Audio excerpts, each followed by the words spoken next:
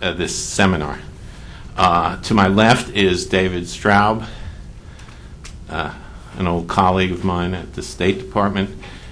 David recently retired from the Foreign Service as a senior Foreign Service officer, and since most people, common people, are not aware of the ranking, if he was in the military, he would be a general.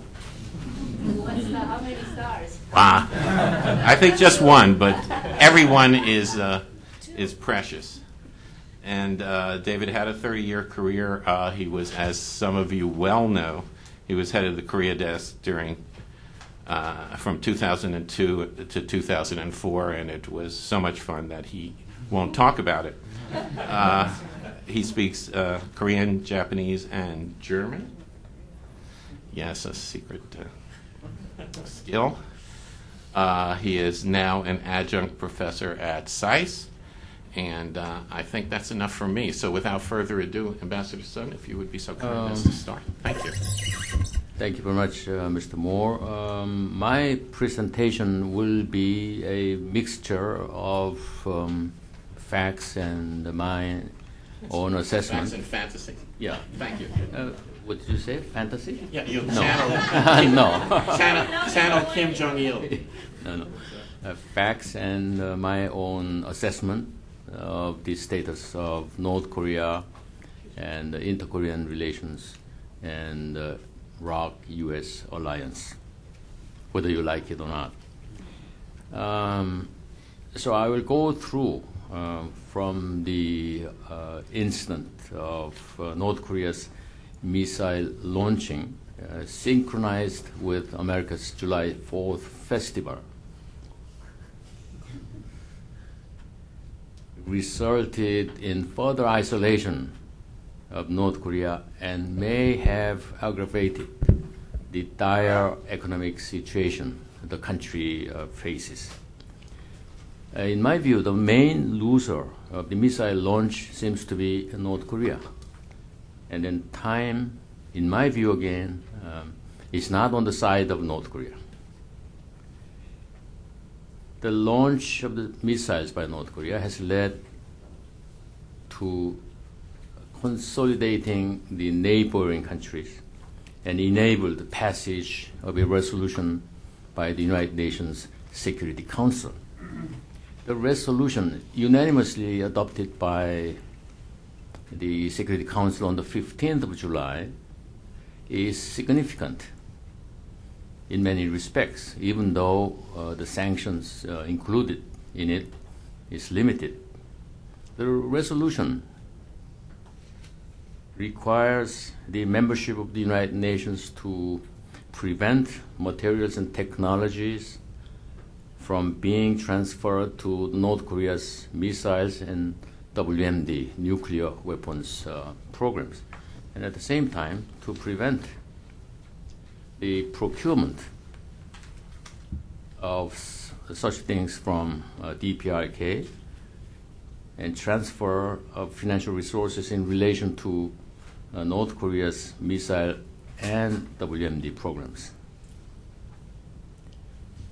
Well, the United States succeeded in getting a Security Council resolution adopted 13 years after a resolution was passed in 1993 in relation to North Korea's first nuclear weapons crisis.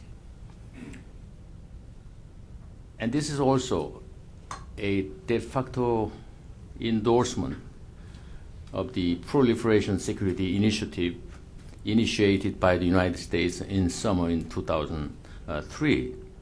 And then the G8 summit, which was held in Russia, also supported the Security Council resolution of July 15th. And also the reasons for speeding up the missile defense programs, MD, of the United States have been strengthened.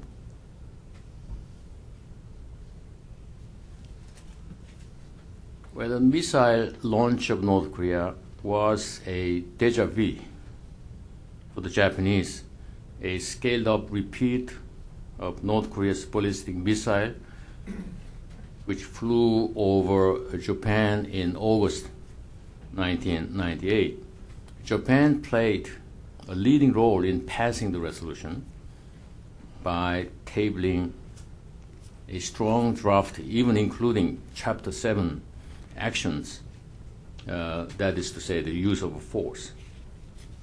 Japan also unilaterally imposed de facto sanctions against North Korea, such as banning the entry of the ferry boat to Japanese ports, and also banning the transfer of money from the pro-North Korean residents in Japan to North Korea.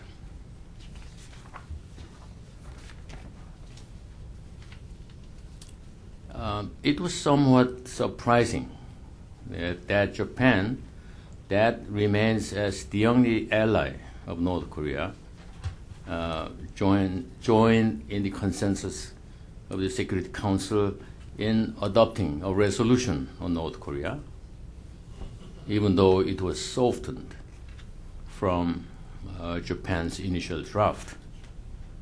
North Korea did not heed Beijing's cautions about launching missiles. Unlike Kim Il-sung,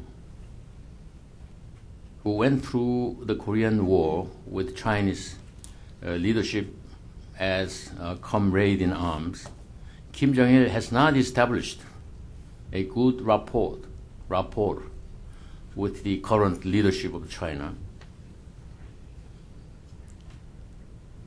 And furthermore, China seems, in my view, China seems to be convinced that even after exit of Kim Jong-il, whoever may emerge as the new leadership of North Korea,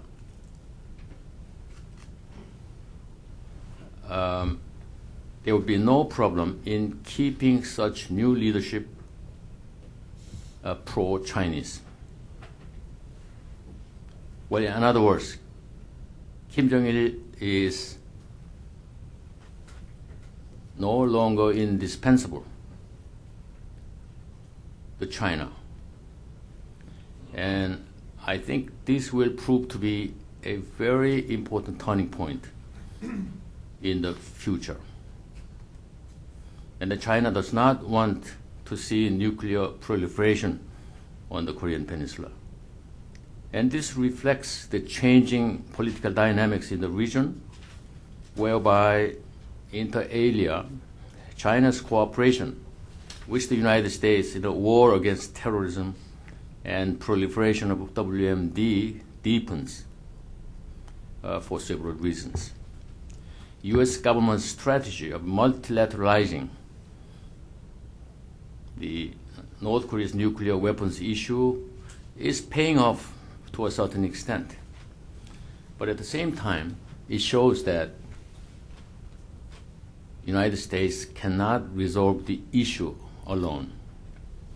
For the most part, the South Korean government kept silent after the missile launch and did not participate in the coordinating process for drafting and passing of the resolution at the Security Council of the United Nations. There is no longer trilateral coordination among South Korea, Japan, and the United States. However, South Korea suspended shipment of 500,000 tons of rice and 300,000 tons of fertilizer to North Korea and supported formally the United Nations resolution through the statement of Foreign Ministry's spokesman.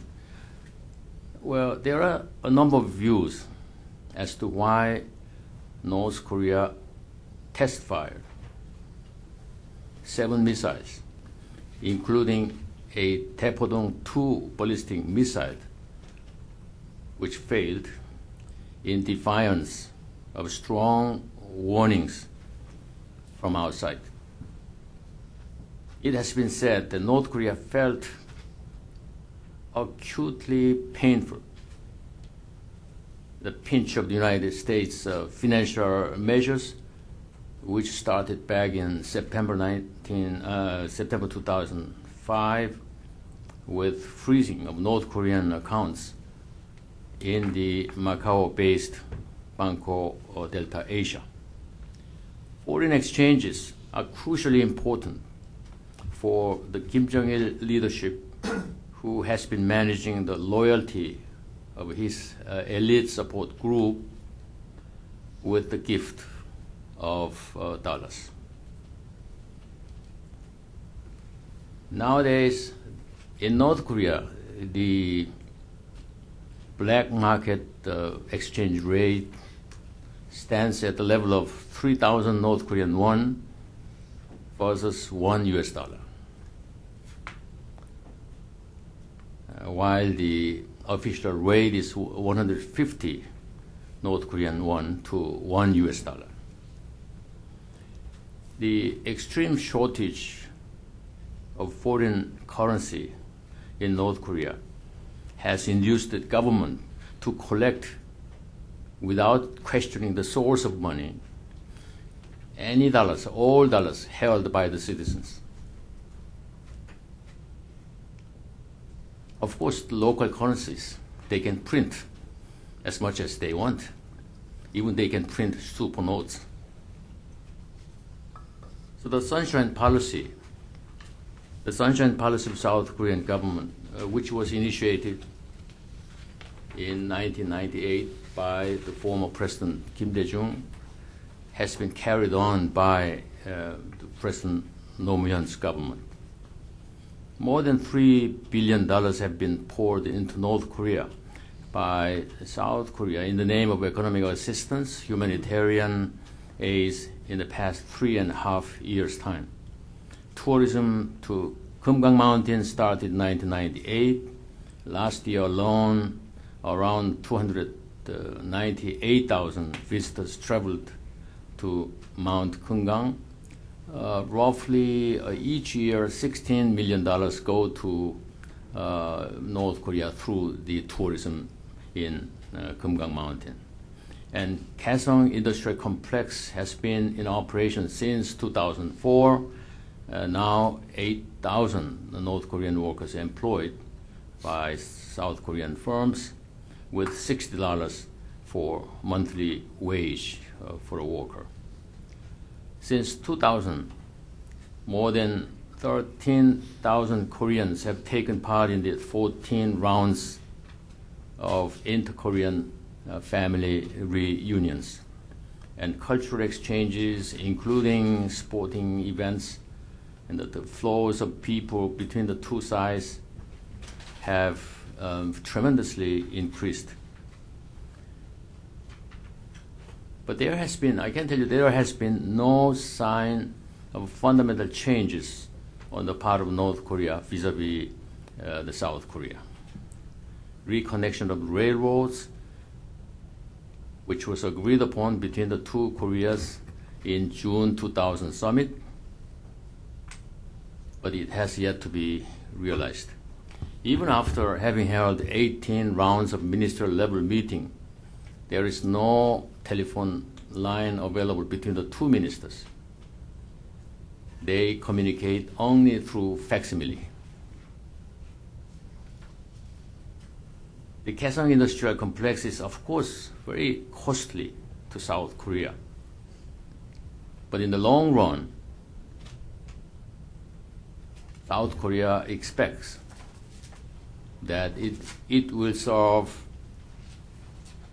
as a Trojan horse, while North Korea wants to avoid the effect of a Trojan horse while keeping earning the foreign exchanges.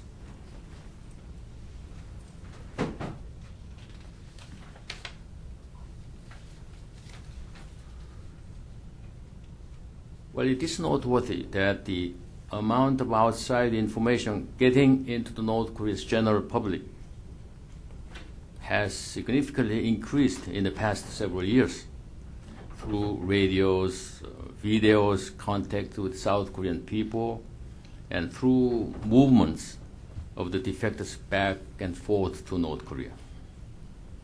This means that the North Korean people can no longer be kept blind from the outside world.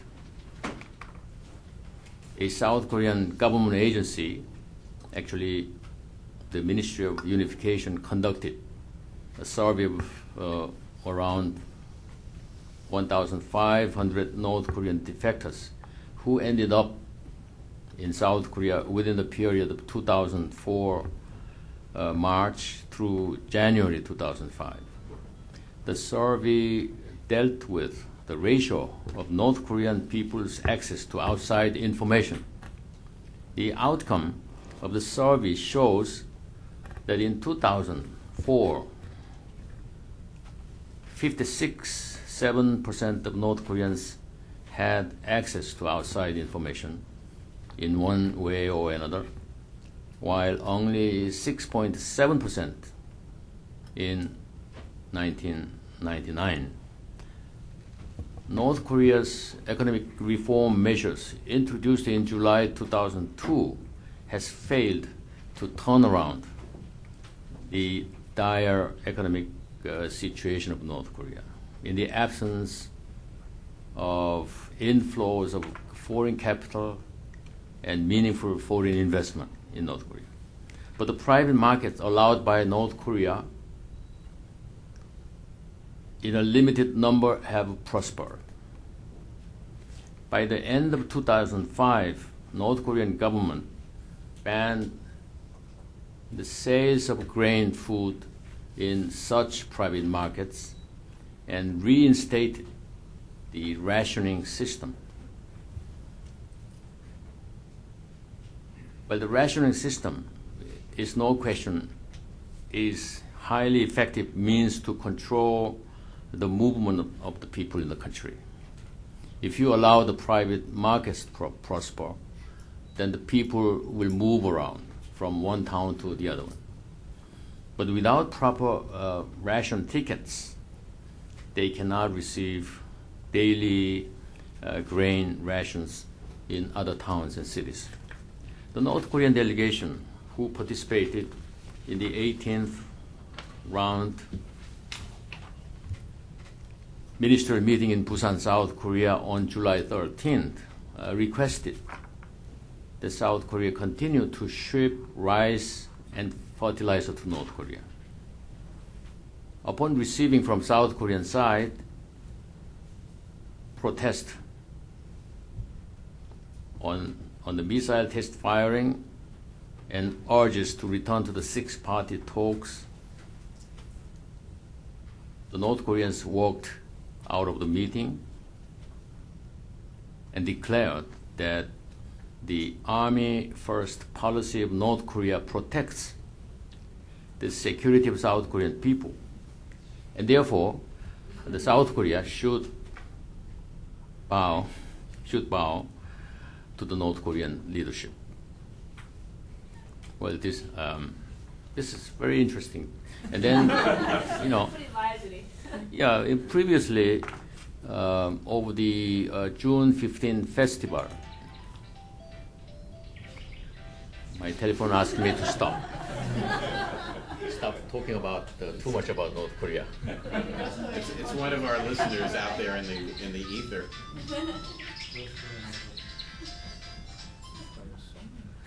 Well, this is a problem of modern technology. Sorry for this. Well, this is a very interesting story. This year, over the June 15, hundreds of North Korean delegation came down to Gwangju city of South Korea. And they enjoyed the food and the gifts and hotel, and even 2 charter planes were financed by the South Korea.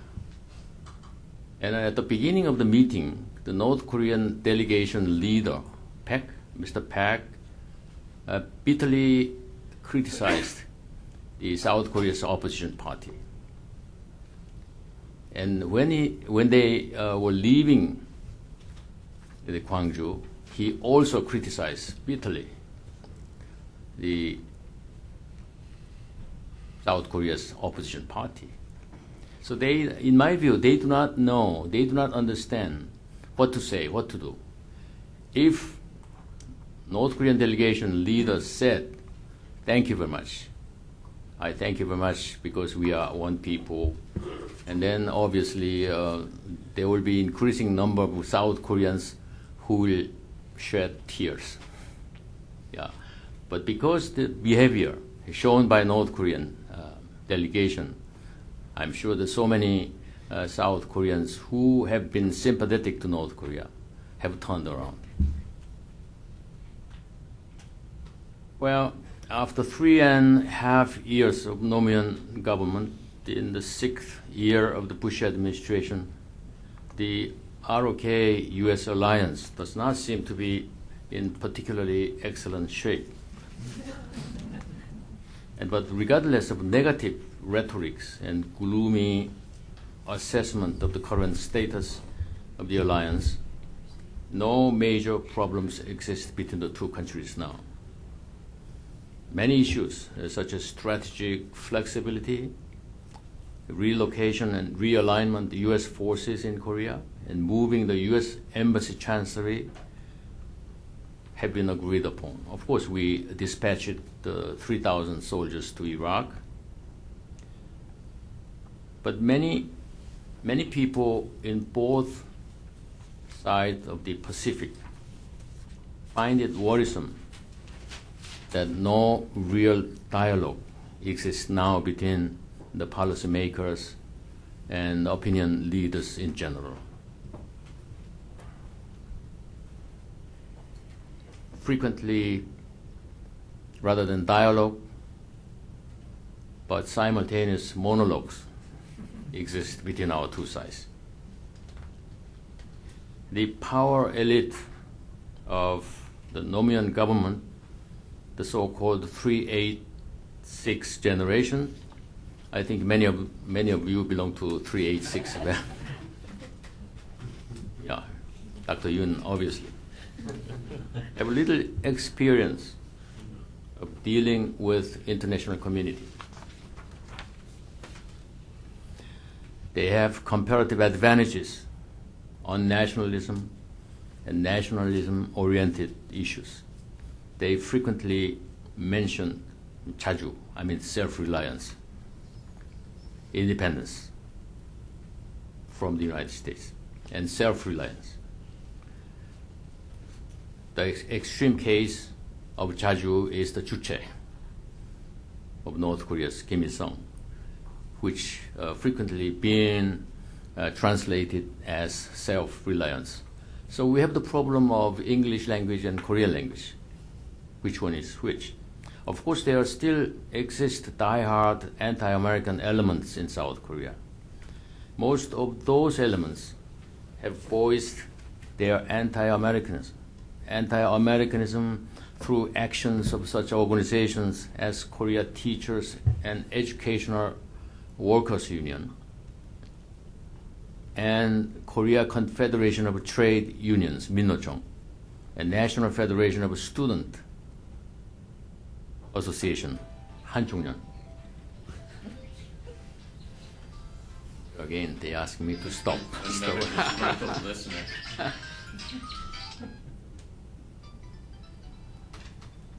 I turned it off. Is that the sound of a white crane? The birds? White crane? There's a bird sound. Oh yeah, that's right. That's right. Yeah, there are many ways of eavesdropping, wiretapping. So when I say something bad about North Korea, they ring.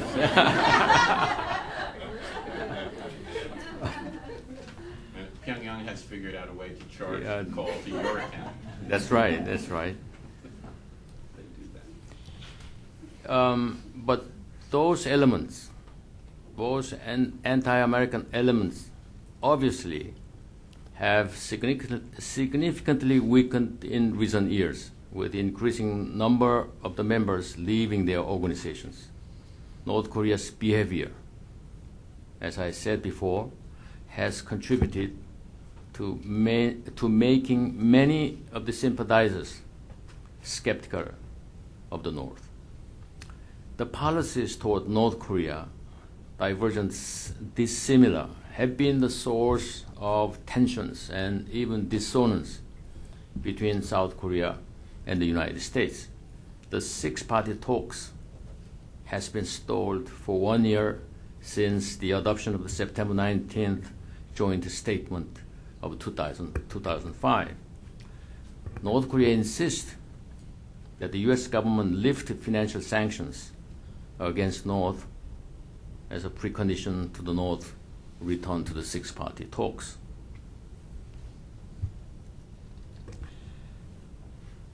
And North Korea, unchecked, continues to reprocess plutonium to increase its nuclear arsenal.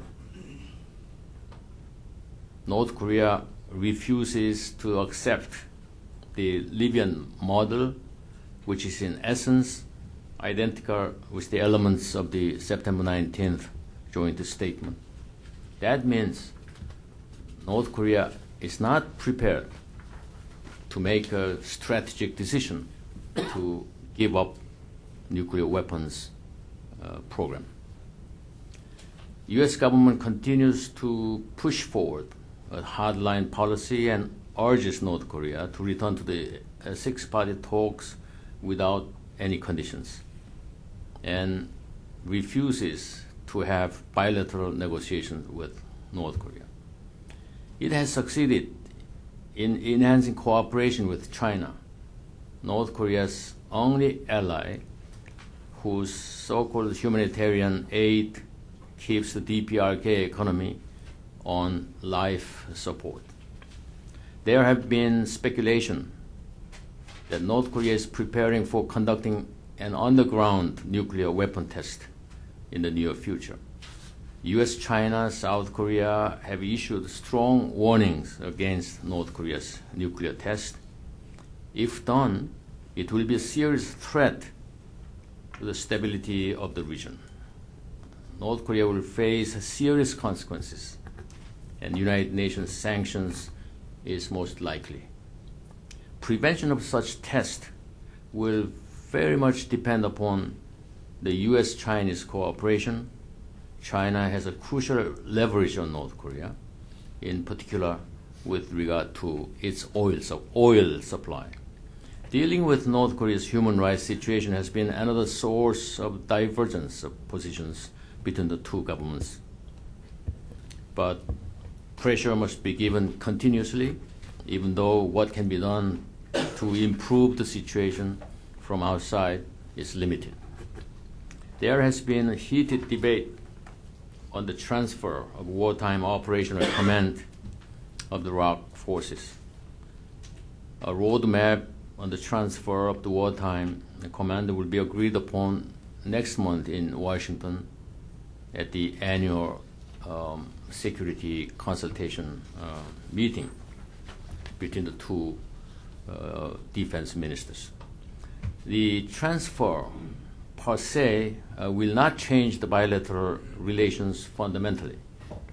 A new modus operandi will be and can be worked out for crucial cooperation between the two forces in the case of war. Problem is that the issue has been highly politicized and may intensify the social division in South Korea. And anti-American elements may capitalize on the situation in demanding withdrawal of U.S. forces from South Korea. The negotiations on the FTA are now underway, and they are now taking place in Seattle at the same time with our seminar.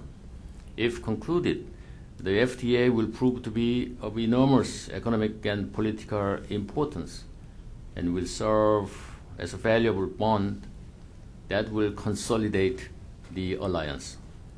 But we have to see how rocky the road ahead for the negotiation. The ROK-US alliance may encounter bumpy road from time to time and may undergo divergence of positions or discord. With the changing dynamics of regional and global politics, evolution of the alliance is inevitable. But the fundamental value of the alliance, based upon mutual benefits, will transcend and outlive the policies of the specific administrations of the two countries. Free and democratic election in South Korea has been firmly established as an unshakable democratic institution. The critical mass of South Korea's younger generation are absolutely in support of freedom, democracy, and affluence. These are some of the crucial assets that will keep our two countries allied in the future. Thank you. Thank you.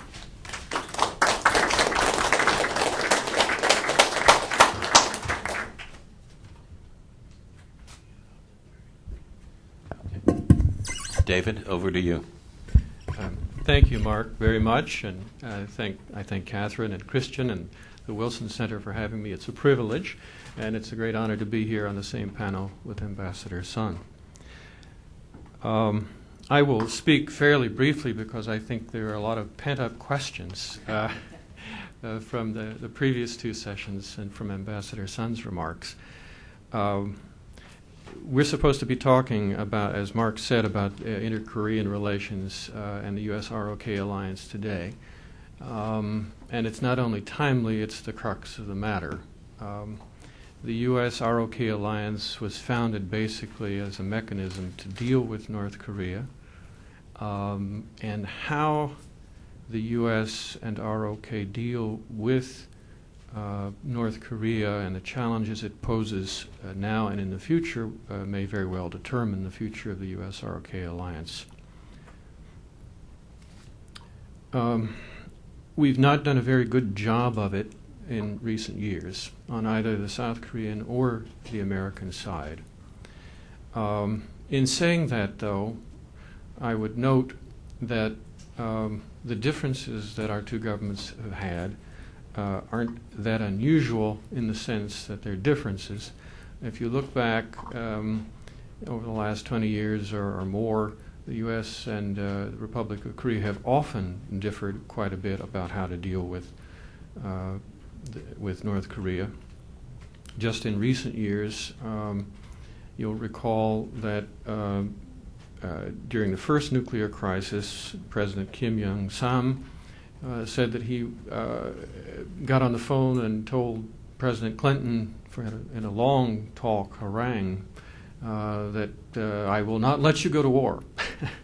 Now, I'm not sure that President Clinton was intending to go to war, but anyway, that's the way President Kim characterizes his recollection of the phone call and of his concerns. Just a few years later, when I was deputy on the Korea desk, 96 to 98, I recall how Clinton's administration was trying to engage North Korea, and President Kim Young-sam was doing his darndest to keep us from talking to the North Koreans, or at least from saying anything to the North Koreans. My good colleagues from the Korean embassy would come over before we had a scheduled meeting with the North Koreans, and they would typically, on instruction, demand that we give them our written talking points in advance. I've got to interrupt, David. This one's really funny. The political counselor, who will remain unnamed, but you know, he couldn't get the stuff from David, so he came to my office, and he waggled his eyebrows.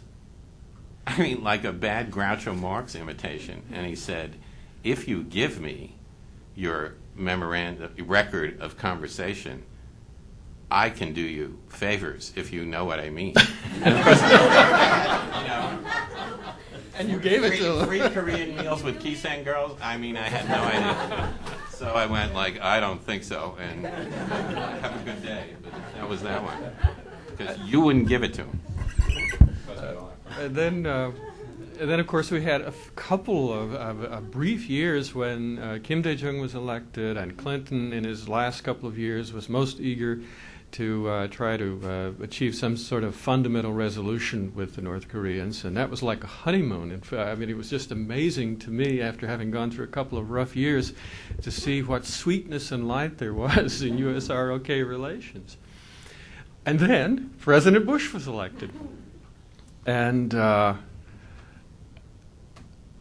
think it took President Kim, it was a rude awakening for him after having, in some of the meetings with senior Bush, Clinton administration officials, I almost could imagine the Bush administration officials seeing a halo around President Kim's head. That was how loving and respectful, worshipful almost the relationship was. And so it must have come as a terrible shock to poor President Kim when George Bush was elected. And President Bush was not rude personally in his meeting in March of 2001 when President Kim came, but it must have seemed that way by contrast, because Bush was quite blunt about the way he apparently sincerely regards the North Korean regime and Kim Jong-il. So we're again at one of these very common periods in which the U.S. and the Republic of Korea have more or less serious differences about the way we regard the nature of the North Korean regime and the kind of approach we believe might work with North Korea. And since our alliance is based upon this issue, this becomes a major problem for the alliance as a whole. It has a lot of subsidiary effects.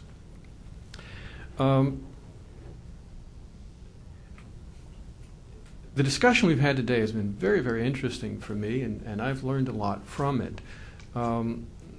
It's clear from the discussion that lots of things have changed on the Korean Peninsula and in relations between North and South Korea and with their allies and friends. On the other hand, it's clear that many, many things have not changed, even in 50 years or so.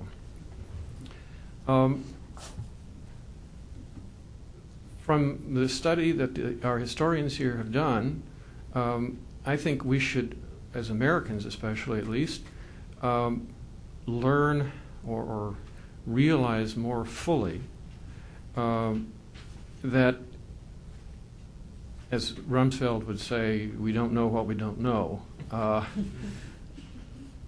There are so many things that we, as a country, we know very little about North Korea or even South Korea. And so when political leaders in the United States come to office,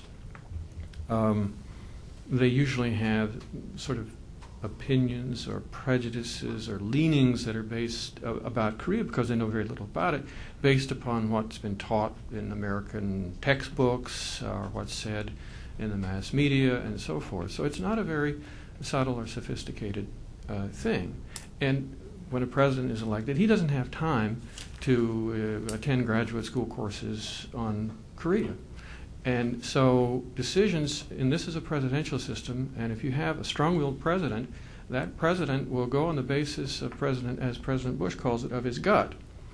And unfortunately, I think that explains some of the problems that we have on the American side now in dealing with Korean issues, and especially North Korea.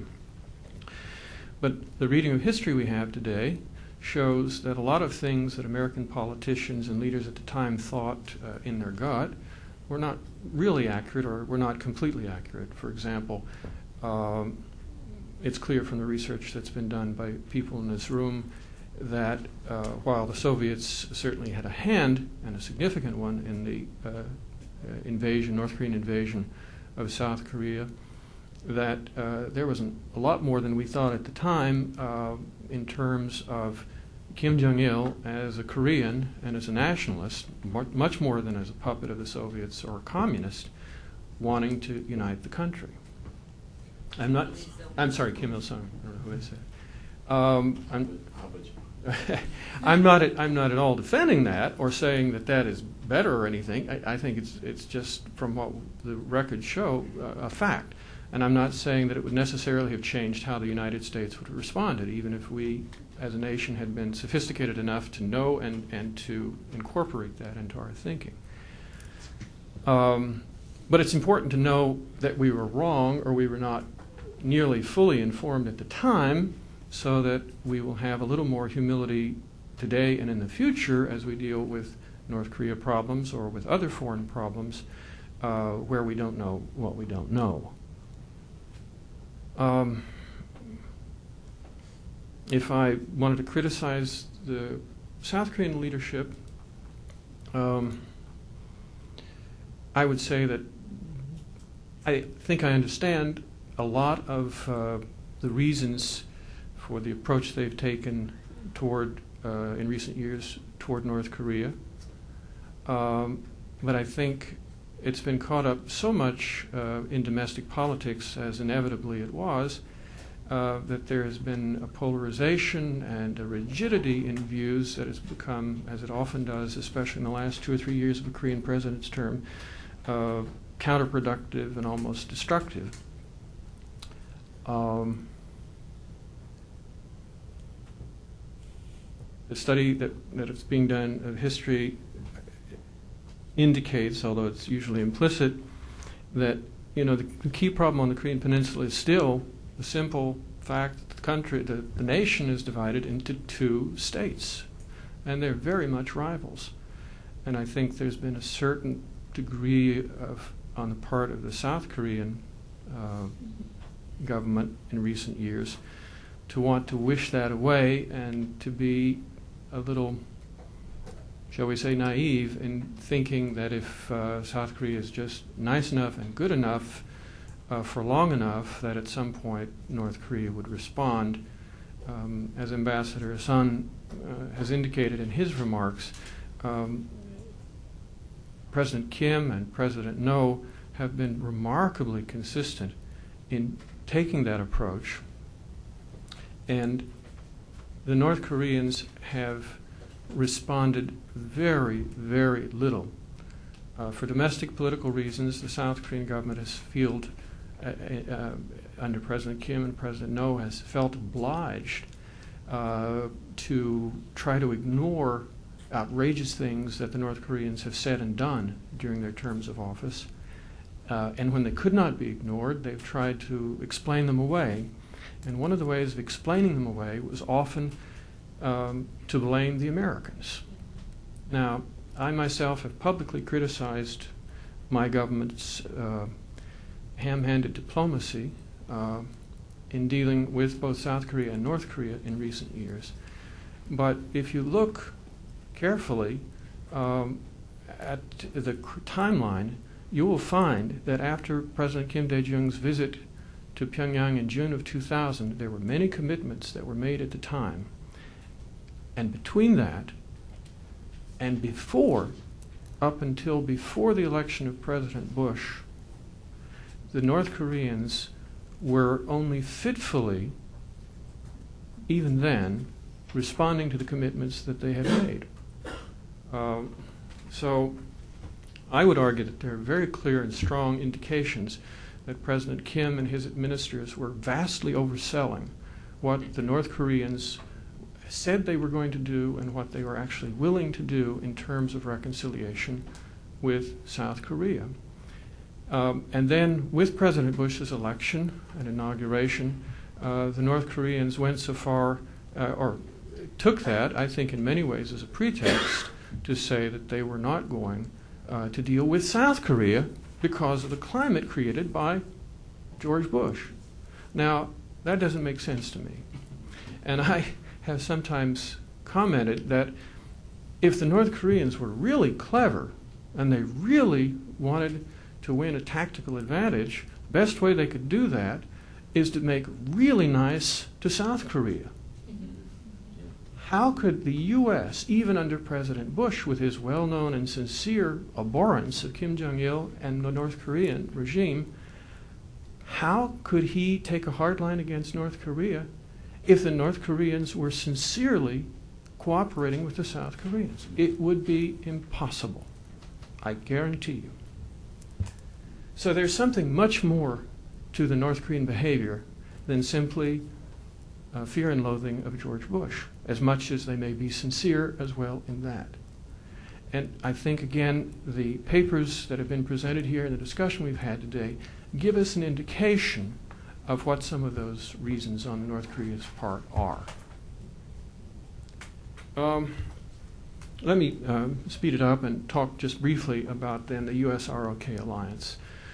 I am, like Ambassador Sun, over the long term, relatively optimistic about U.S.-South Korean relations and even the military alliance, in spite of the difficulties that we're having today.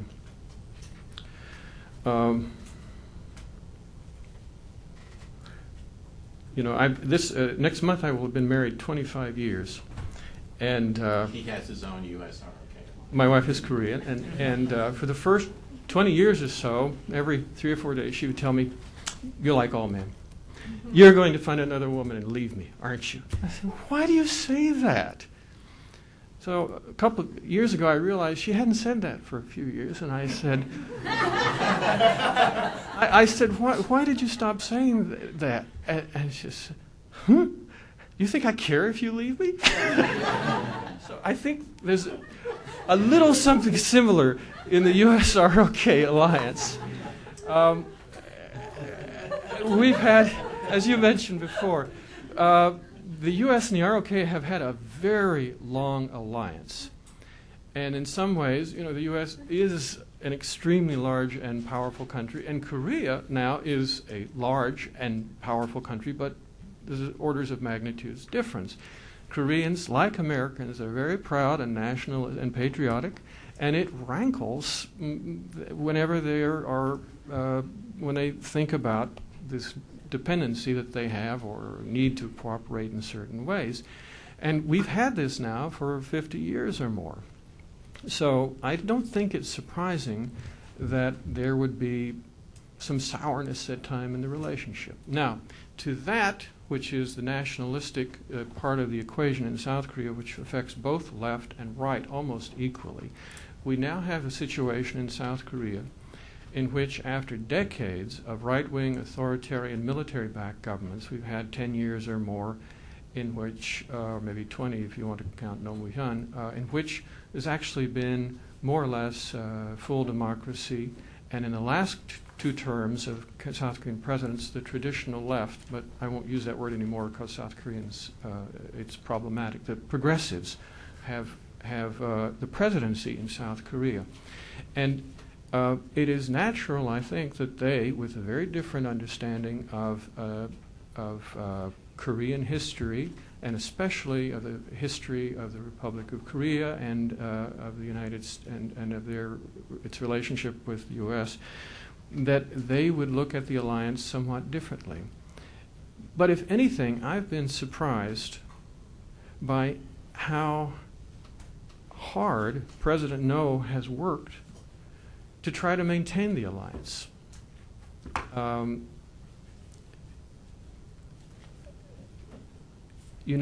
He sent South Korean troops to Iraq not because he wanted to support us on the war in terror, not because he believed that going to invading and occupying Iraq was the right decision. In fact, he told his National Assembly at the time, I'll paraphrase, that even if it can't be justified, that is the invasion, that South Korea really needed to send these troops to Iraq at U.S. request. Why? Well, he wasn't quite explicit, but if you read between the lines and know something about Korea, what he told the National Assembly in public was, we really have to do this because if we don't, who knows what those crazy Americans will do in regard to North Korea. We need to do this to keep the Americans willing to talk with us and work with us in the way we want on North Korea.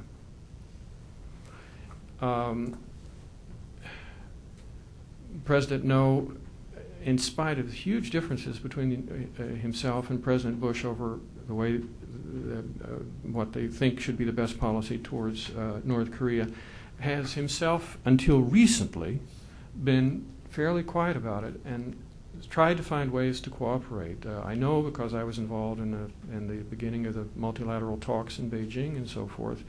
And he instructed his diplomats there to work as hard as possible, and we had very intensive consultations.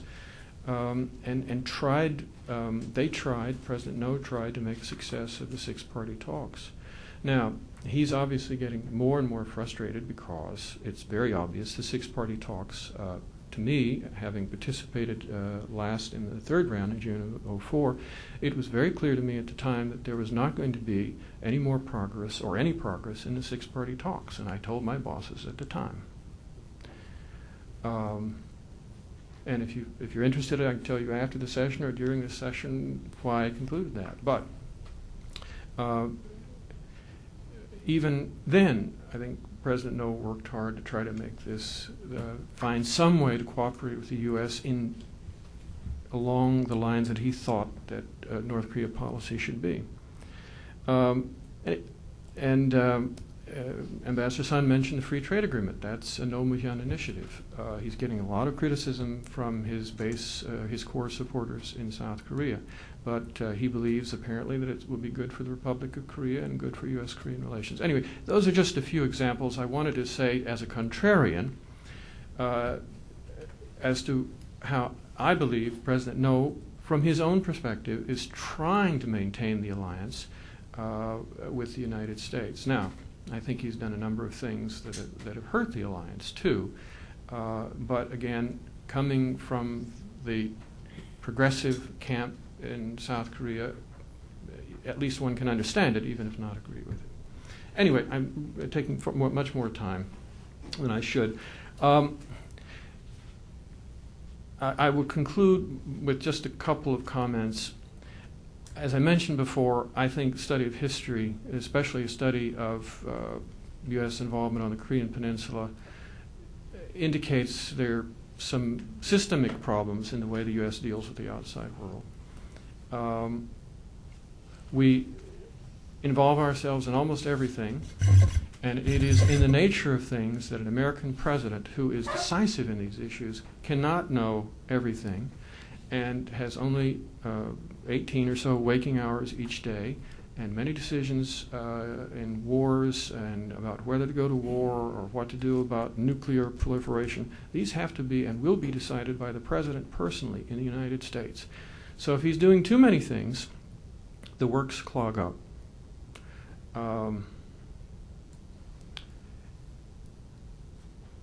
We also have in the United States a marvelous, huge, expensive bureaucracy and intelligence community that is capable of doing a zillion different things at once.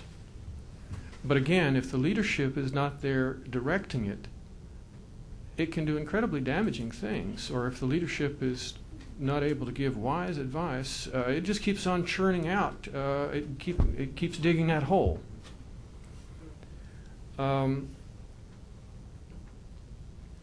I'll give you one example of that is not from Korea, but from my Japan experience. You'll recall, many of you will recall, that we had a trade war with Japan for a decade or so in the late 70s and throughout the 80s and early 90s. And I was at the embassy, our embassy in Tokyo, twice during that period. The relationship between the U.S. and Japan was very, very, very bad. It was almost impossible to have a conversation, a civil conversation between Japanese and American officials, no matter what issue they were dealing with, because the mood was so sour over the trade disputes. At that time, the United States, Americans in general, tended to believe that Japan was going to become number one. And the majority, a minority of Americans felt that Japan was going to become number one because it was the best. The majority of Americans felt that Japan was going to become number one because it was a cheater, an unfair trader. Now, spin rapidly forward to the collapse of the stock market in Tokyo, became clear then, I can't remember, was it 90, I think? Became clear immediately what had happened.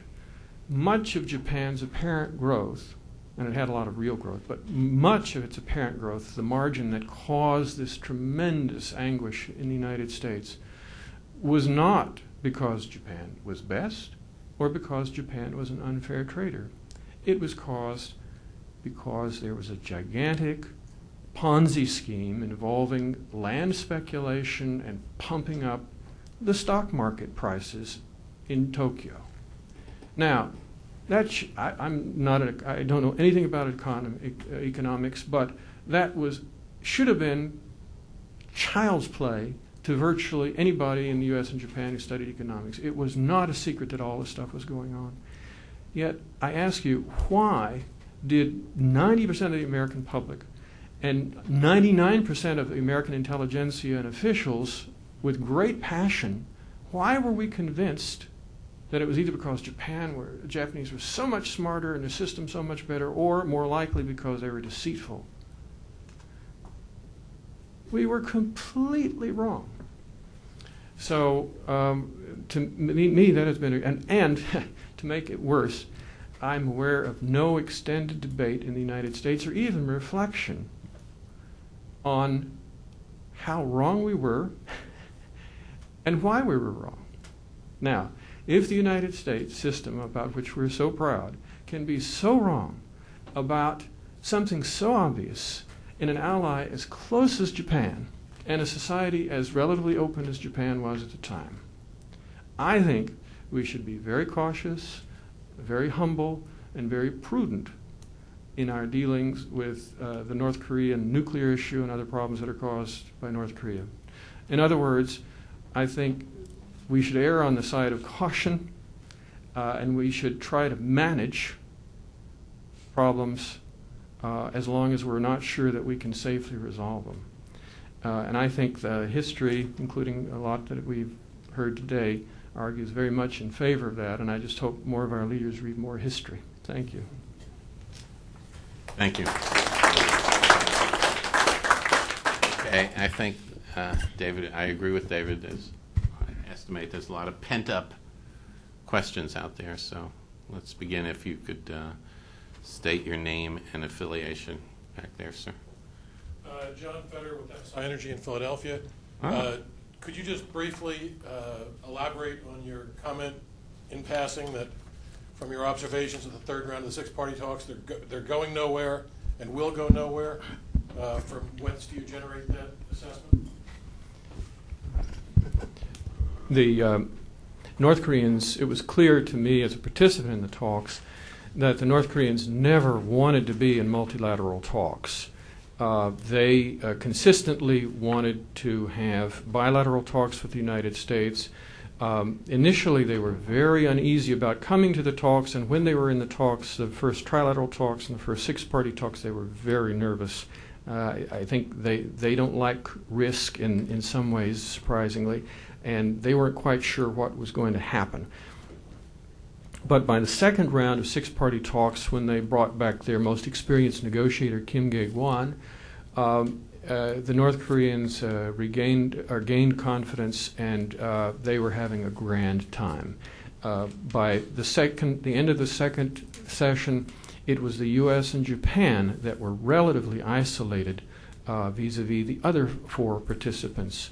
By the third round, it was even more the case. And if you look at the public, unfortunately, the statements made by the parties in the third round indicated that very clearly, and the statements made by the North Koreans during the talks and public statements they made after it made it clear that they really didn't see any future in those talks.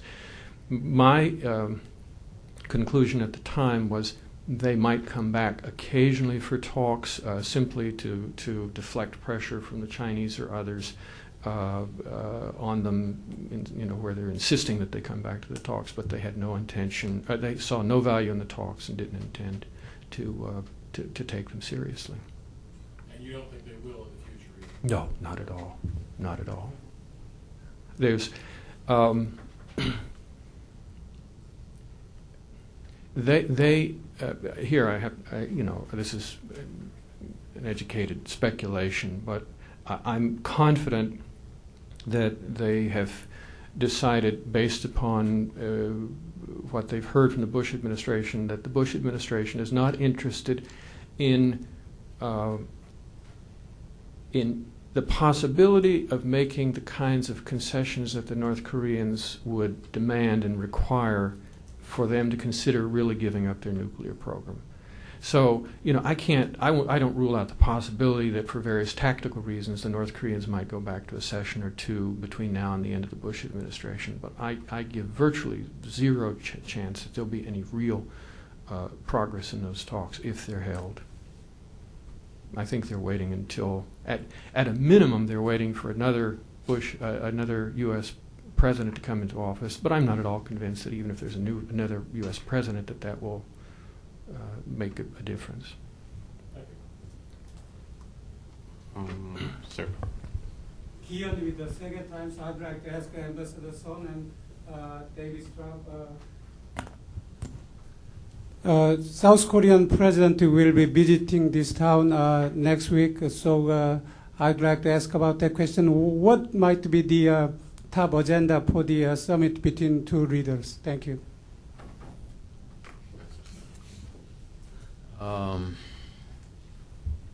That's a very good question. I think it is noteworthy that sometime last week the Foreign Minister Pan said that there are differences of views and perceptions between our two countries on some important issues. That means that after having the summit meeting in Washington next week, those differences can be ironed out. But specifically, they will discuss topics like transfer of the wartime operational command of the ROK forces, and then FTA, and then in general the reassurance of the status of alliance, and some economic issues. I think other than those items, I don't see any other items which will be discussed between the two summits. I don't have any inside information. I haven't talked with my former colleagues about what the plans are for the discussion. Frankly, I hope that they don't have too frank a discussion, because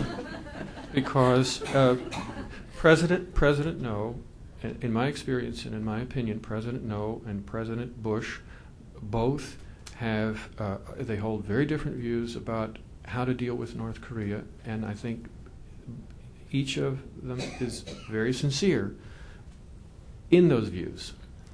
And I don't think that they can have a probing discussion at this stage with just over a year left in President No's term and 2 years in President Bush's that would help things.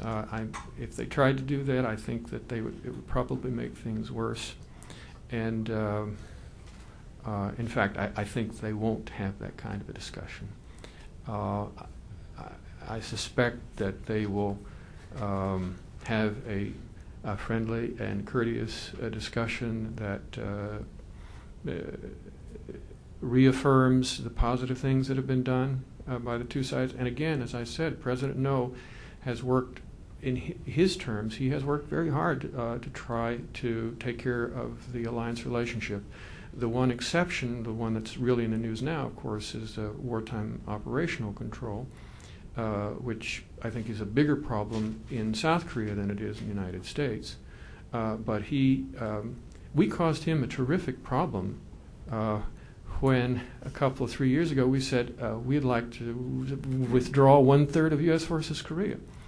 When that was first shown to me, I went to my boss and I said, This is a disaster. President No comes from the progressive camp. His opponents, the conservatives, will automatically assume that we're withdrawing these troops because of American anger or frustration or pique at President No and the progressive camp. And that's what happened. President No did not ask for us to withdraw those troops, and when we first told him that was what we were planning to do, he and his top advisors were terribly shocked, stunned, because we were putting him in a domestic political terms in a terrible, terrible situation. Now, he has cooperated with us, and I think he has done it because, one, unlike President Park, he was smart enough and courteous enough, diplomatic enough to realize that he wasn't going to change the American decision, and two, trying to fight it would only make things worse. And third, I think, coming from the traditional left, he was not uncomfortable in principle with the idea of a reduction of some U.S. forces Korea. But politically, he didn't want it. He didn't ask for it. He was shocked and appalled when he was informed about it.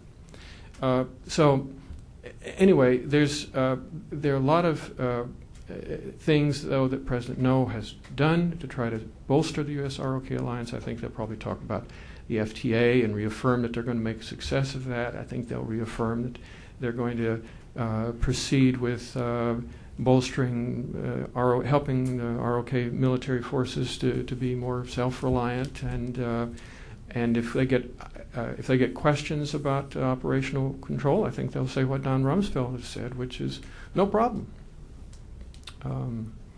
And I think in reality, and based upon my experience, that's probably what's going to happen. I think it's probably about the best likely thing that can happen. Bob? Thanks, Mark. Bob Hathaway here at the Center. A question to both our panelists on human rights in North Korea. Most of us would feel comfortable with the proposition that DPRK has one of the worst human rights records of any state in the world. Ambassador Sun, for you, South Korea has a president who came out of a background of fighting for human rights.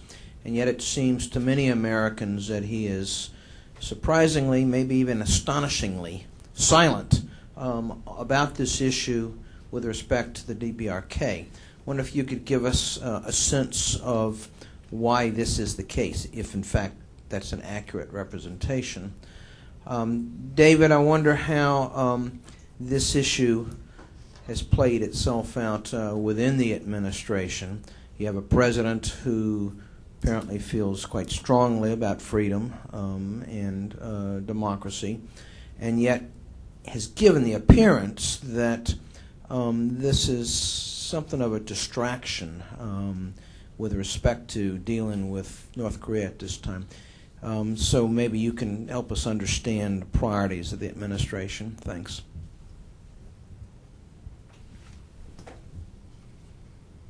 Well, as you know, in the past 3 years' time, there has been a resolution on the North Korea's human rights situation, which was adopted at the United Nations Human Rights Council, Human Rights Commission in Geneva.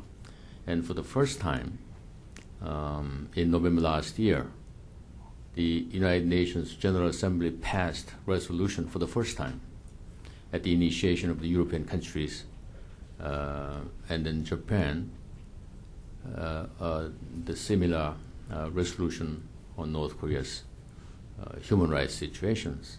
This is highly significant because at last the North Korea's human rights issue has been internationalized. Well, the Human Rights Commission in Geneva has only 53 membership. Yeah. While the United Nations has 191. So this is significant. But what can be done? As I mentioned before in my presentation, what can be done to improve North Korea's human rights situation from outside? Pressure is unfortunately limited. You can take the example of these so many year in, year after strong resolutions on the human rights situation in Myanmar, the Burma. But do you think there has been a great improvement because of the resolutions? It's one thing. But on the other hand, no government, South Korea's government, has taken the position. I think 3 years ago, they even were absent from voting in Geneva. And next 2 years, including the United Nations General Assembly, they have taken the position of abstention. You see, and then the rationale lying behind such position, which have been taken by the South Korean government, is that there is a priority question, because there are two reasons. One is the nuclear issue and missile issues, and then the reconciliation as a whole between the two Koreas is much, much more important. And then loud voice coming from South Korea on North Korea's human rights situation would not help improve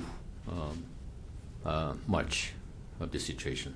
But of course, I am personally critical. As one who has worked for so many years at the international organizations, Geneva and New York, I am highly critical of the position taken by the South Korean government, because, as you remember clearly, during the Kim Dae-jung government, we were very loudly voiced against the human rights violation of Myanmar. That has contributed to Kim Dae-jung's obtaining of the peace, Nobel Prize peace, the Peace Award.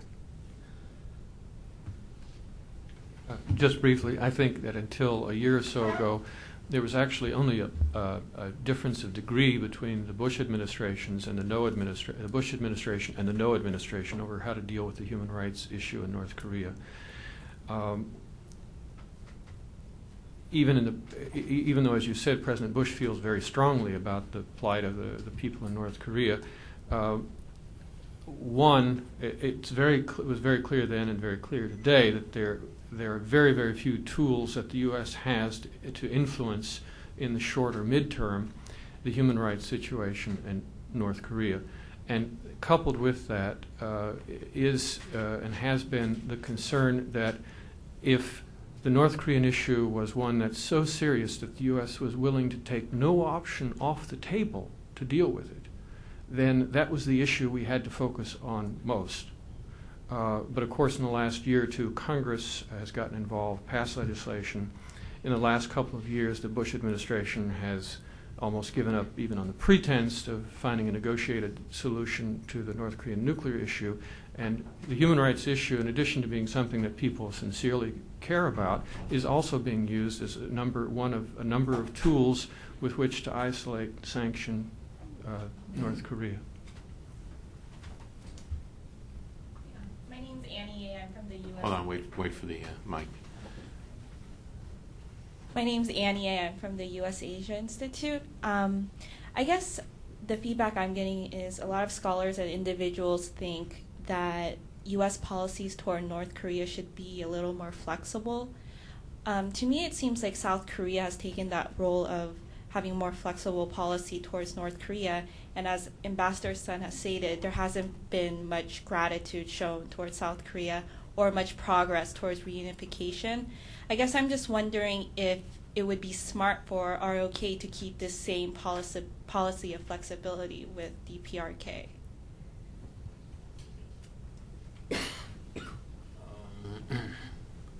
Well, you're talking about the flexibility of South Korea's policy towards North.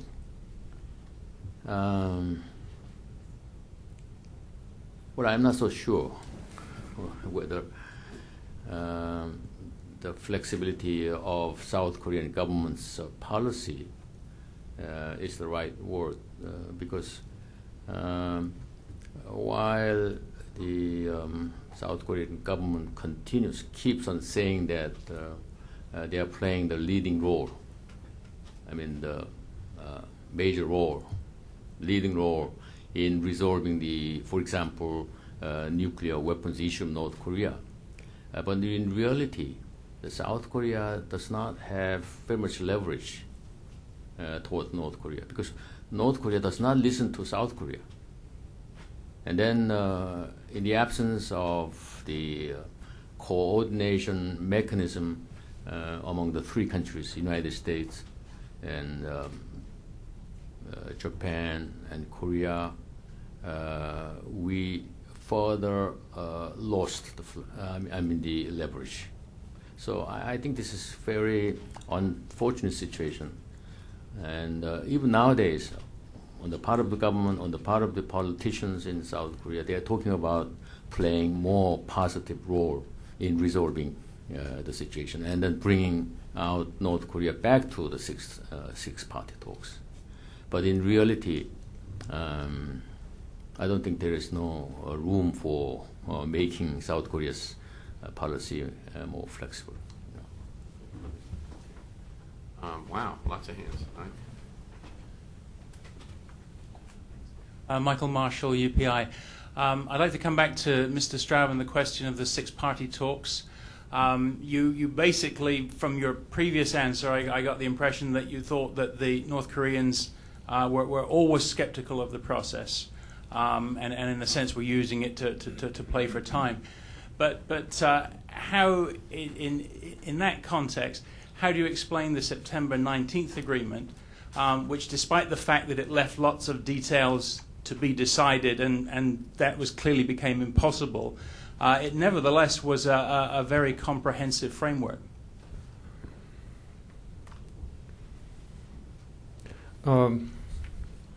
I was not involved in the talks at that time. By that time, I was working on the Japan desk.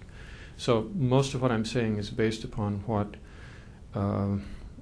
I read and in the media at the time and thereafter, and interpreted by me based on my previous experience. My interpretation is that Secretary Rice, well, let me step back one step. During the first term of the Bush administration, Secretary Powell and his deputy, Richard Armitage, from the outset, wanted to engage in negotiations with North Korea bilaterally. And the U.S. conducted a policy review at the beginning of the Bush administration and concluded that we would indeed have bilateral negotiations with North Korea. That's often forgotten. It was the North Koreans who chose, from the announcement of that policy review conclusion in June of 2001, not to respond until April of 2000. Did I say June 2001 was the policy review. They did not respond until April of 2002, and that was that set things in motion so that eventually Jim Kelly went to Pyongyang in October of 2002. When our intelligence community concluded that North Korea was seriously pursuing a uranium enrichment program, the upper reaches of the Bush administration basically decided we weren't going to have any talks with the North Koreans until they undid that program. And that's basically what we told the North Koreans in Pyongyang in October 2002. They didn't take that very well, and responded, began withdrawing from the NPT and kicking out the IAEA inspectors and all of that sort of thing very quickly, creating a new nuclear crisis. My interpretation, although I don't have absolute confirmation of it, but I'm fairly confident of it, is that by the end of 2002 and early 2003, Secretary Powell, who in his heart of heart would have preferred to have bilateral talks to try to manage and resolve the issue, knew that President Bush and Vice President Cheney would not allow bilateral talks. So what was he going to do? As far as I know, it was basically Powell who concluded that if bilateral talks would not work, he would have to try multilateral talks. And he took a trip to East Asia early in 2002, and that was one of the main themes of his discussions in Tokyo, Beijing, and Seoul. I strongly suspect, although I do not have confirmation, that Powell went to President Bush and said, what about multilateral talks? The Japanese would like it, the South Koreans would like it, the Chinese are willing to do it. And by the way, this would be a way to really leverage Chinese and other neighbors' influence to pressure the North Koreans into giving up the program. In other words, I think that Secretary Powell sold it to the president not as real negotiations, which President Bush didn't really like the thought of with a regime like that, especially after they were caught cheating, but as a way to pressure the North Koreans. And so we had those talks, and we made no progress. And in fact, as I mentioned, by the second, especially the third round, it was the U.S. and Japan that were somewhat more isolated than North Korea was. During this period, as best I can tell, National Security Advisor Rice did nothing to support Secretary Powell in his desire to have a real diplomatic process that would involve some give and take so that there might be a possibility of success. But when she became Secretary of State, well, she was in name and deed responsible for this diplomacy. And Chris Hill won her confidence. She named him as her Assistant Secretary of State for East Asia and Chief Negotiator. And Assistant Secretary Hill is an experienced negotiator and a very energetic person. And I think he thought he would be able to do this with her backing. I think that was a fundamental error because it did not take into account the fact on our side here in the United States that apparently Secretary Rice is never going to challenge the president on an issue about which he feels strongly. And there are clear limits on the part of the President and the Vice President of the United States as to how far they're willing to go in terms of concessions and even talks with the North Koreans. I also think that Secretary Rice misjudged the North Koreans.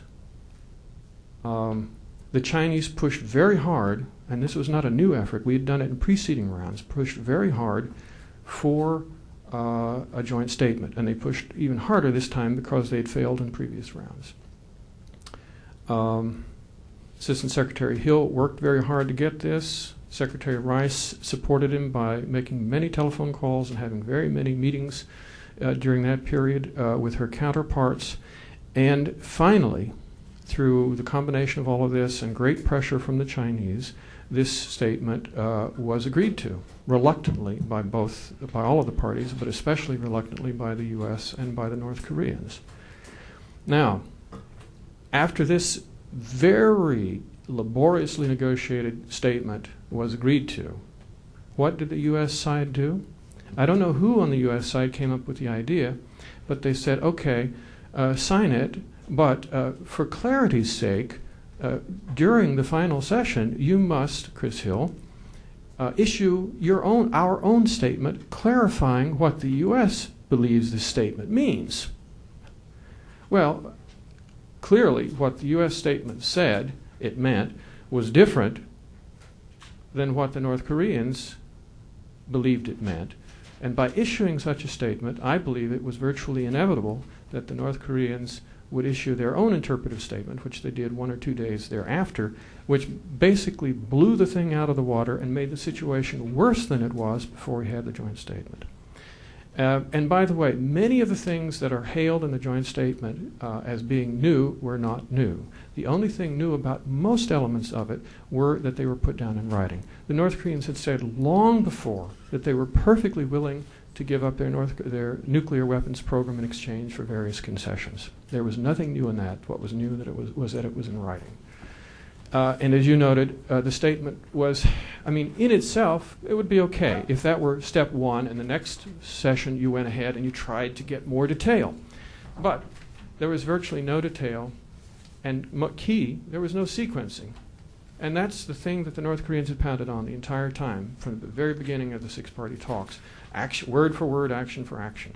And it wasn't sequenced at all. So in itself, it was not a bad thing, but it was not nearly the breakthrough that it was proclaimed to be. And when the hardliners in the Bush administration said, we've got to basically issue our own statement, superseding, in effect, the joint statement, we screwed it up. Not to mention 3 days before we went after Banco Delta Asia, which might have had something to do with it.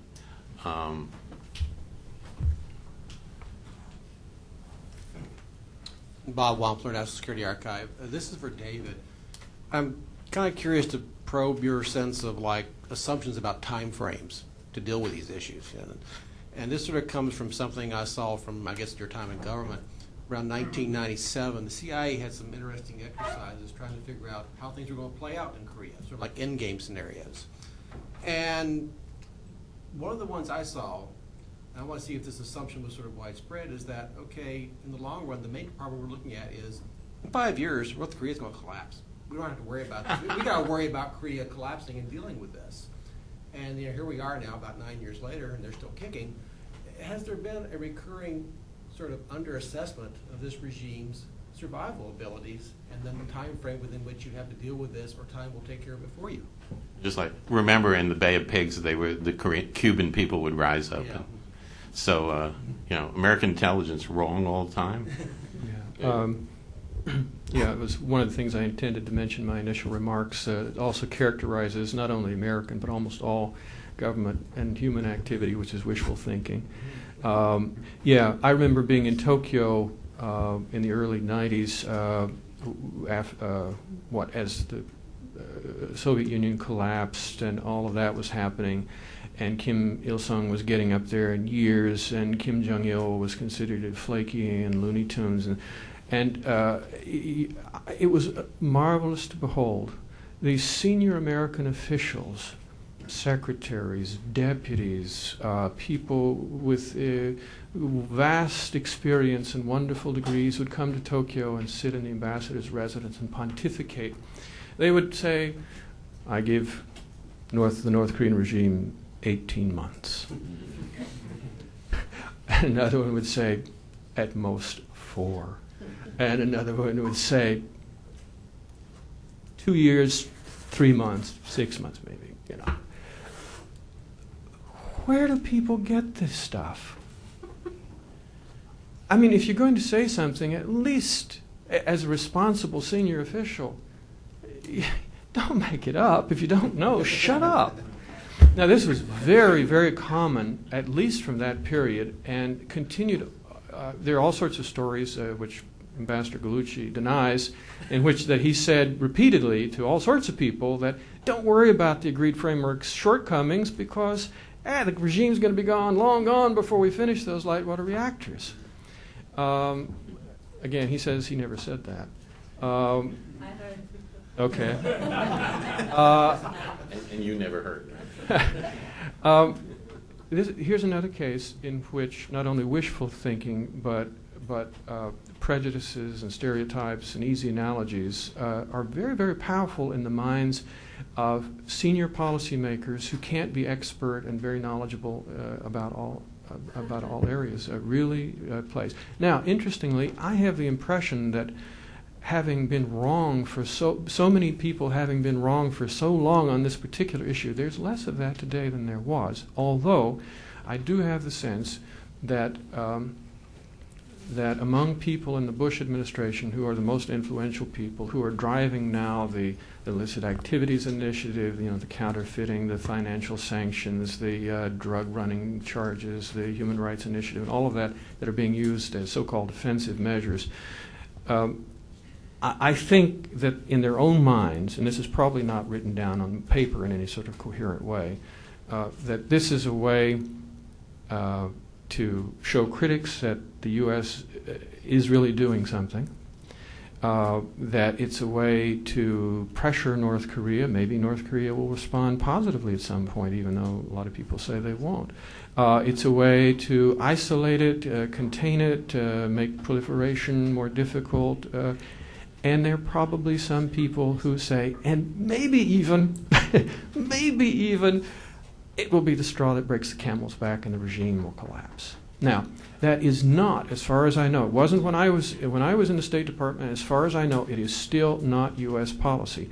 I see so many references in media, mass media, and in academia to it being U.S. policy or the U.S. intention to bring about regime change in North Korea. To the best of my knowledge, no U.S. official has ever said publicly that is what the U.S. is trying to do, or that is U.S. or in any event that is not U.S. policy as far as I know. But I think wishful thinking is probably involved in part of it.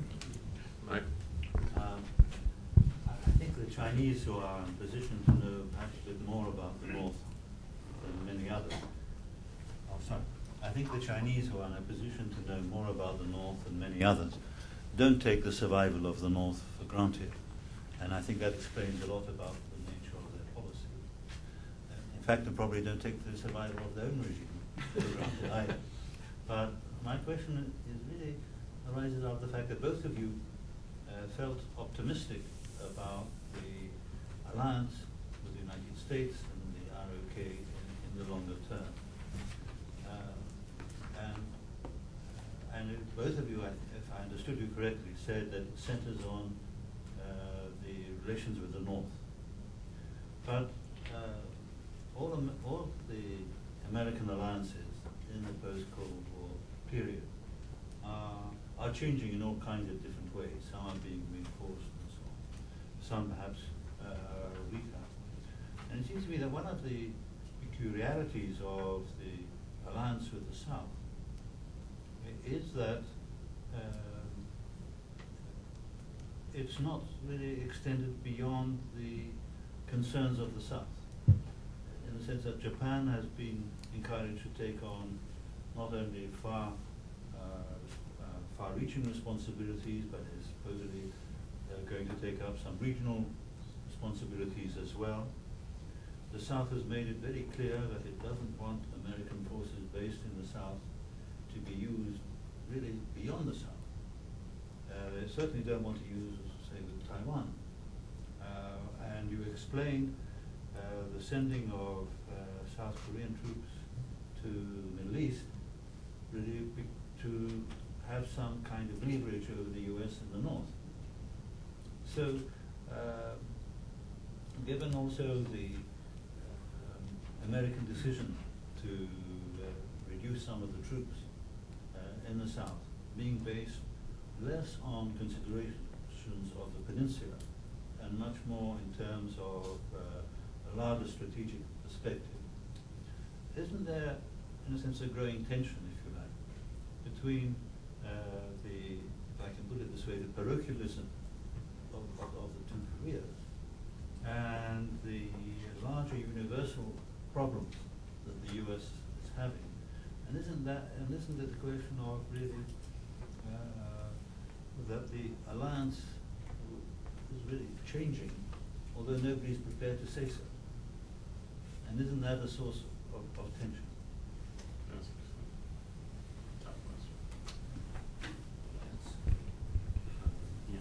Because U.S. global, Japan, they want to do the whole thing, but Korea just wants to focus on this one. Yeah. So I'll just be a future source. Well, in the long run, I said I'm optimistic for the continued alliance relationship between South Korea and the United States.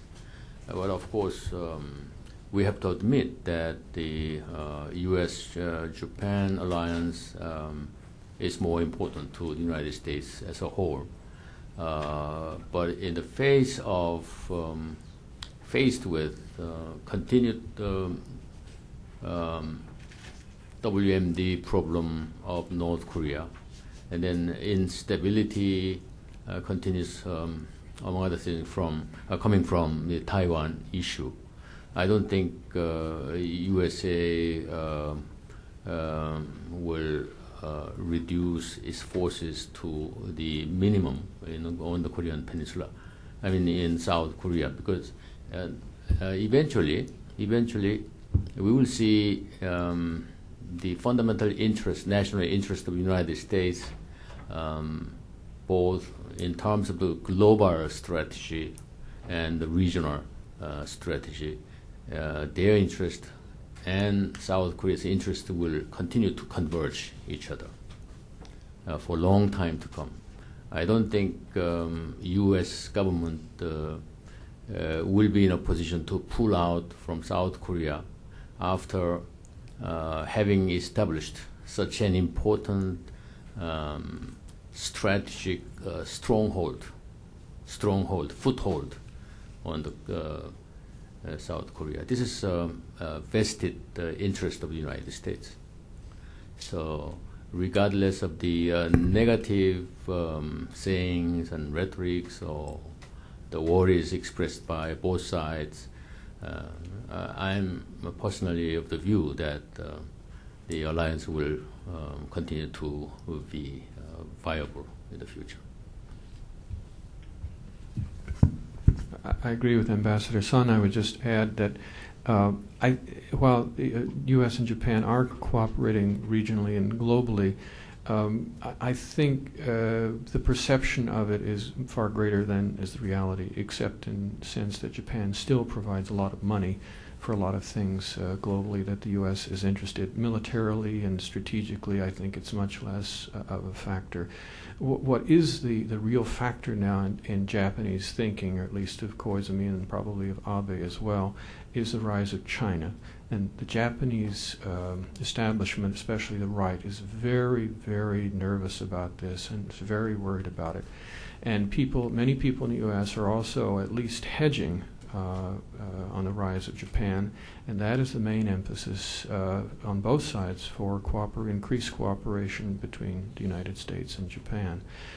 Whereas South Korea, I think, has a very understandable and great nervousness about how this is all going to play out, and it is because of their geographic location, but also for nationalistic and ideological reasons. These days, a lot of South Koreans consider Japan a potential threat to the Republic of Korea.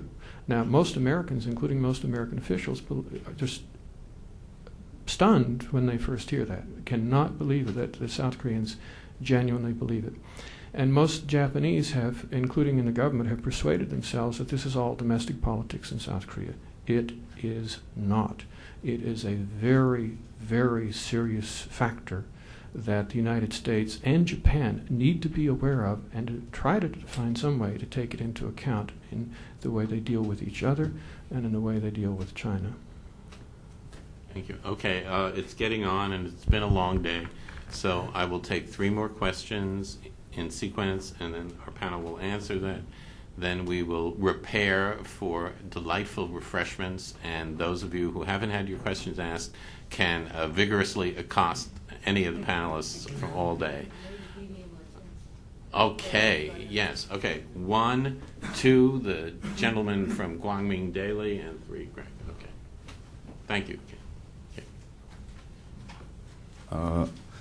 Yulje of Kyungdam University. My question is given to David Straub. My thinking is the deadlock between the U.S. and North Korea. The problem will be solved as quickly as possible by the initiative of the United States. I mean the United States, if the United States has the more flexible policy towards North Korea, the problem will be solved soon. My question is nowadays the perception gap, perception or the threats, perception on threats from North Korea, there has been has widened the gap of perception on threats from North Korea between the United States and South Korea. My question is to what extent those perception gap the influenced on the United States Bush administration's policy towards North Korea, the rigid policy. Second question is linked to the first question. If the South Korean government, Nomeon government, and the next government, I don't know, but the Nomeon government changed slightly, even if slightly, the policy towards North Korea is changing. That can be influence on the United States Bush administration's policy towards North Korea. Thank you.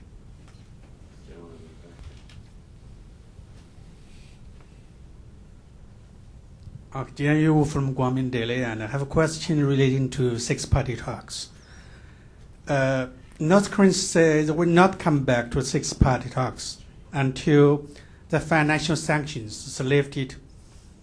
I'm wondering if there's any possibility in the near future for the financial sanctions to be lifted or eased one way or the other by the American side. Actually, I had promised the gentleman in the orange shirt that he could ask a question. No, it's okay. Okay, Greg. Okay.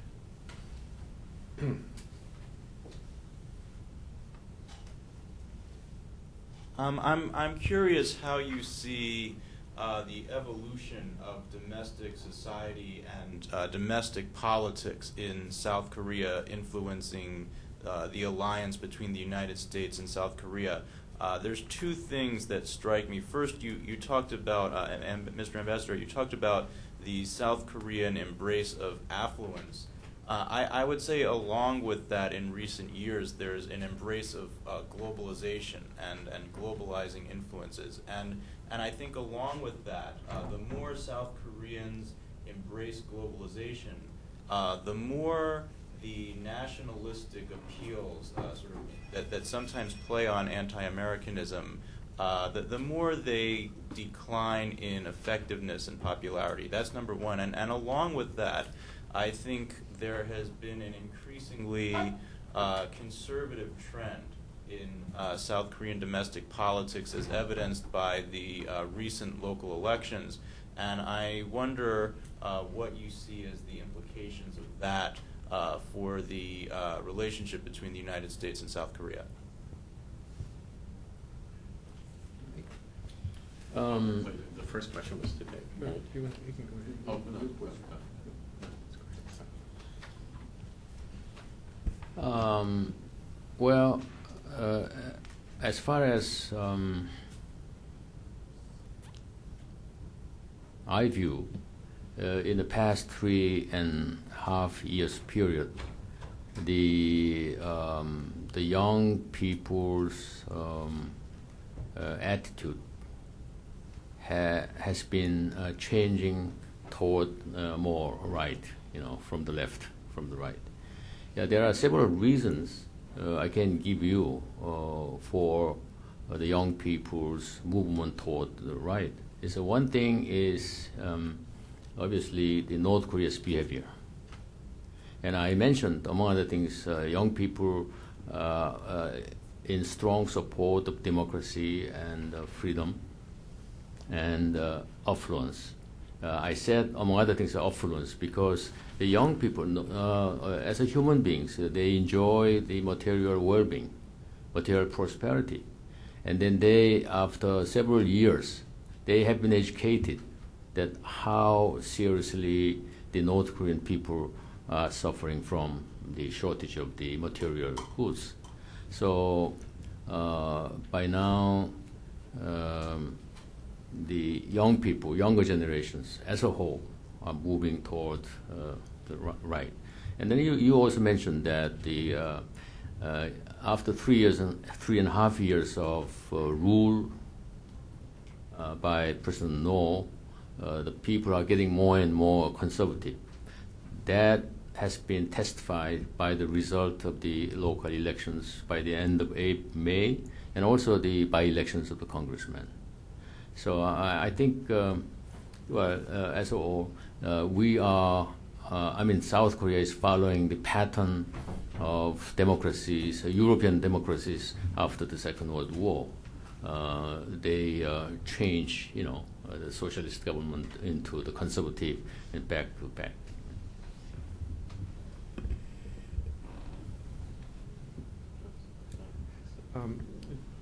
Professor, you asked how much the differing threat perceptions have affected or influenced American policy toward North Korea.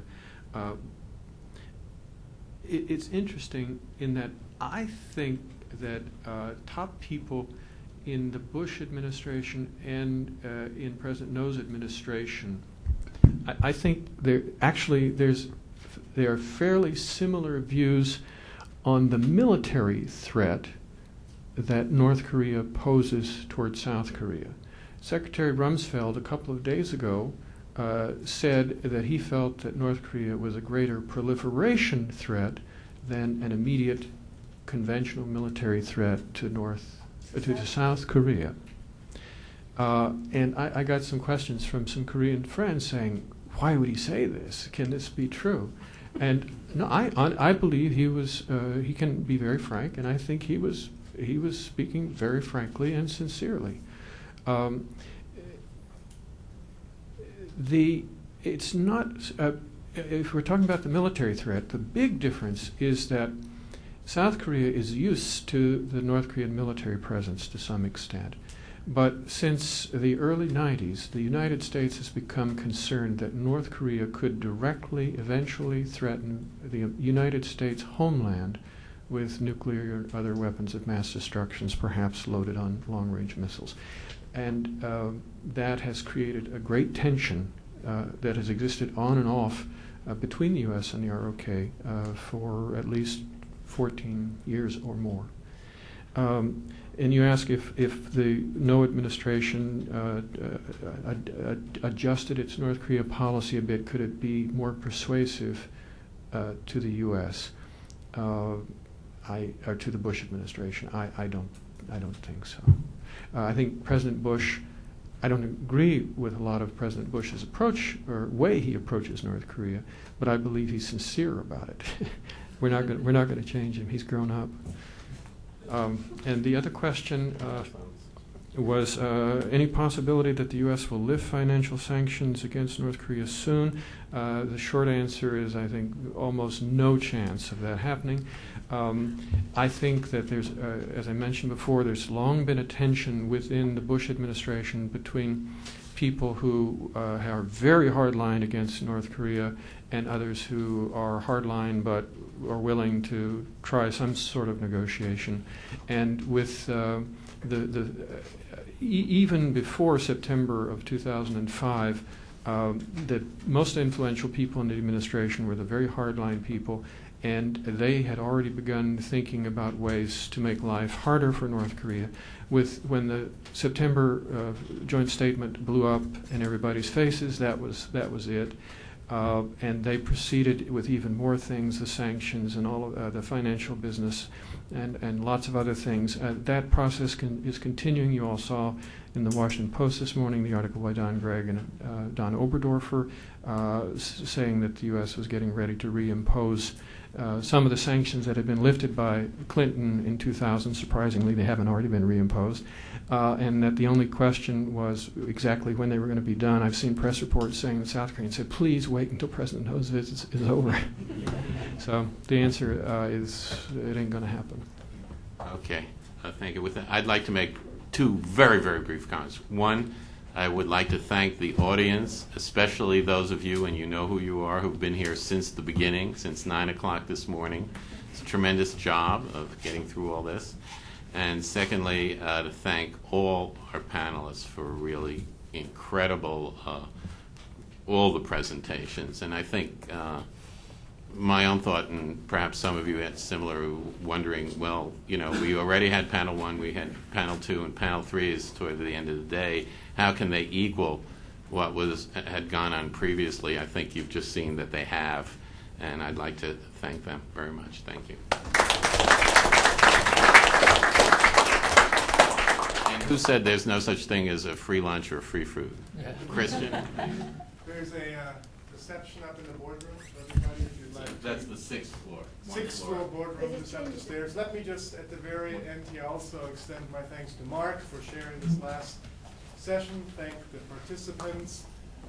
Thank our partners from Pyongyang for coming this long way with terrific presentations and with co-hosting and co-organizing this event.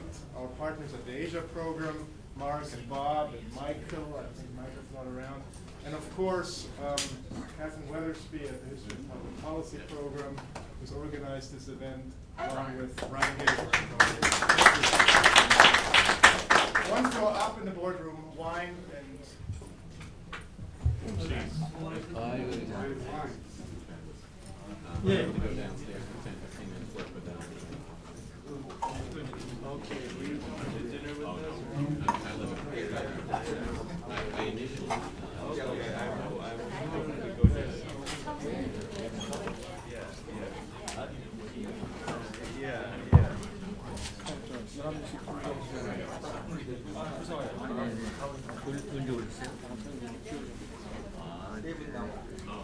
이번 공연 때문에 지금 보니까 경남대